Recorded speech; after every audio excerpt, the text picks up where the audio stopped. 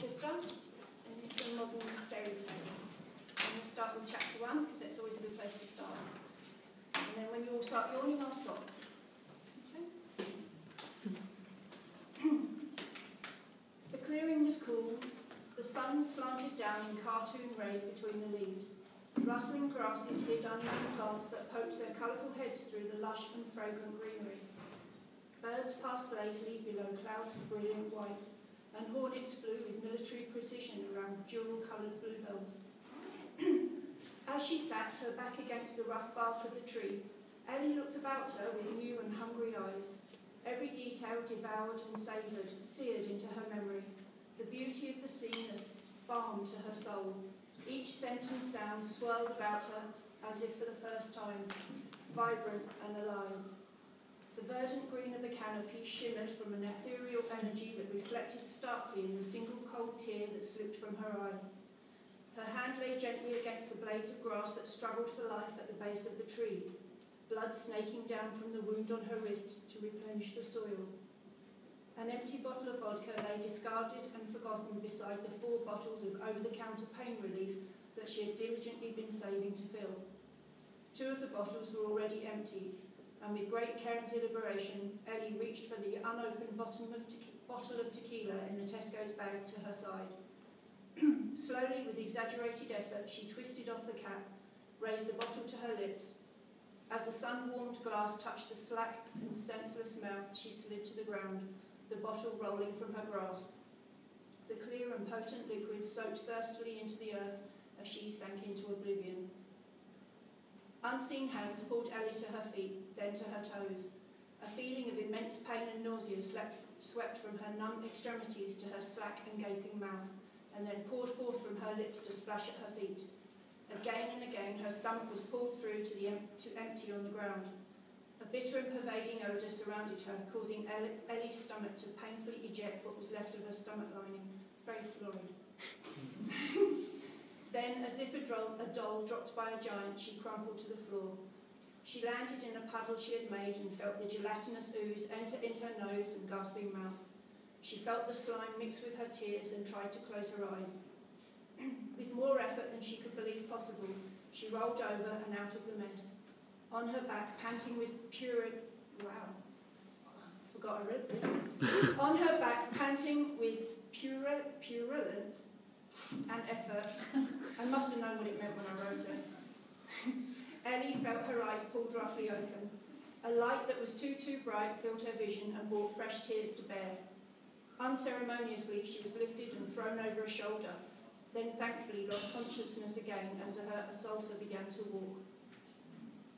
Gingerly, Ellie dared to open an eye. Pain and fear froze into an icy knot in her throat. She did not know where she was. She remembered being in the woods and taking the vodka and pills, but nothing else. So, was this it? Was she dead? Dead sure felt comfortable. Dead felt like a feather bed. Heaven had a clean white duvet with tiny blue rosebuds sewn on it. Heaven had a cool breeze lifting the organza curtain at the wooden sash window to her left. Heaven also had a fat brown tabby cat sitting next to her, staring intently.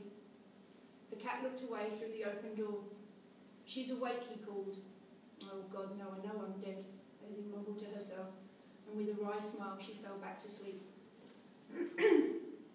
Next time Ellie opened her eyes, a woman of such beauty sat beside her that Ellie was now sure she was dead. "Are you an angel?" she asked, hushed, reverent. A light tinkling laugh like sleigh bells on a winter's morning issued forth from a mouth shaped in a perfect bow. Deep pink lips surrounded the straightest, whitest teeth Ellie had ever seen.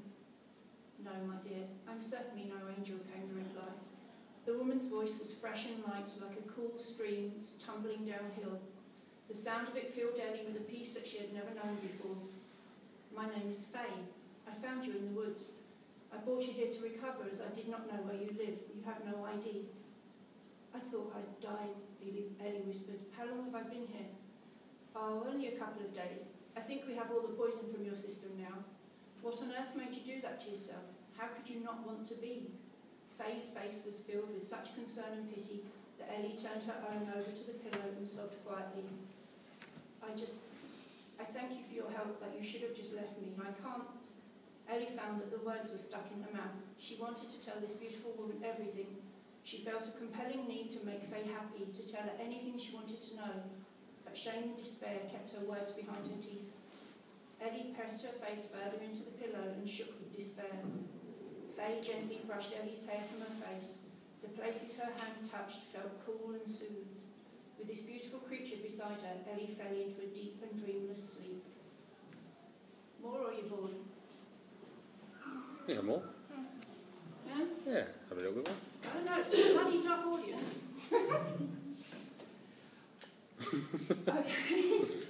Right, one more paragraph and then I'm done. As Faye stroked the Troubles girl's hair away with from a soaked and sweating brow, she closed her eyes and took a breath. Very gently, she placed a hand either side of Ellie's face and furrowed her brow in concentration. Carefully, she entered into Ellie's thoughts. All appeared black and red and vivid. Pain, loss and loneliness battled each other in a quest for dominance, and Faye felt herself grow heavy with grief. With a mental shrug, she pulled her feelings back into herself and waded further in. There was Ellie as a small child, hiding under the stairs in fear. There again, Ellie as a child of 6 being kicked and beaten by a tall blonde woman in pointed shoes. Ellie limping away and holding in the tears so as not to further antagonise, yet doing so anyway. Ellie was a child of 7 being abused by a slim, dark youth whilst a slightly older girl gloated and tormented her. As a teen in hospital on a drip being coaxed back to life as her wasted body struggled for the energy to breathe. On the phone calling her mother and being dismissed. Visiting the blonde woman, not being allowed in because she had no makeup on. Seriously? On the phone again, the blonde woman yelling at her that I have no daughter, you're nothing to me. Ellie crying. Ellie with a knife and bloody wrists. Ellie in the woods with vodka and pills.